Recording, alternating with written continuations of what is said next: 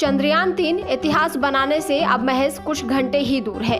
निर्धारित कार्यक्रम के मुताबिक आज शाम 5 बजे के बाद इसरो चंद्रयान-3 के लैंडर मॉड्यूल को चंद्रमा के दक्षिणी ध्रुव की सतह पर 6:04 पर उतारने की तैयारी कर रहा है। 40 दिनों की लंबी यात्रा के बाद चंद्रयान-3 का लैंडर सतह पर उतरने की तैयारी करेगा, लेकिन इसकी सबसे अहम प्रक्रिया लैंडिंग की है, जो बहुत मुश्किल और नाजुक है। इसमें सबसे अहम आखिर के 15 मिनट होते हैं। चंद्रयान-2 की लॉन्चिंग में यही आखिरी 15 मिनट अहम साबित हुए थे और तब इसरो के अध्यक्ष रहे के सिवन ने मिशन की नाकामी को 15 मिनट का आतंक बताया था।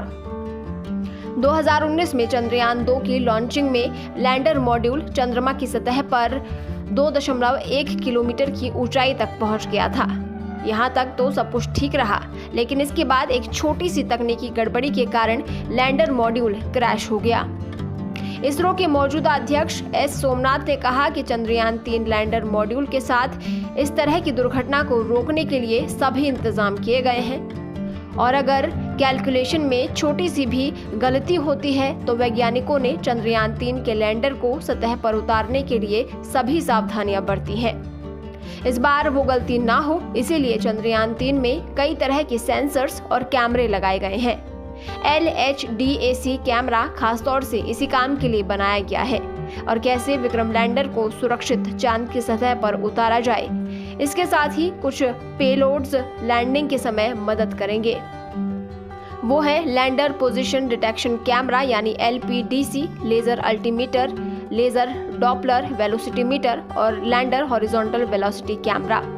मिलकर ये सभी काम करेंगे ताकि लैंडर को सुरक्षित सतह पर उतारा जा सके।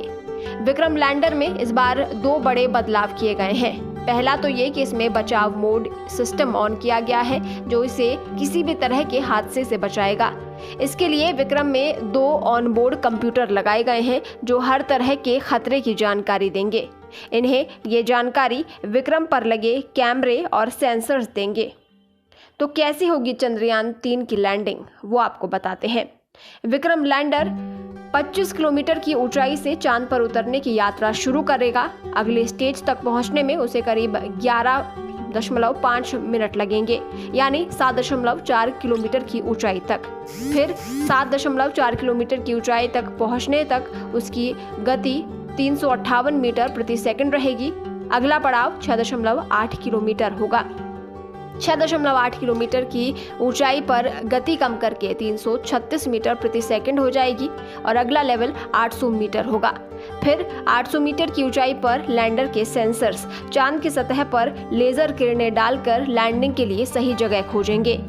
150 मीटर की ऊंचाई पर लैंडर की गति 60 मीटर प्रति सेकंड रहेगी, यानी 800 से 150 मीटर की ऊंचाई के बीच।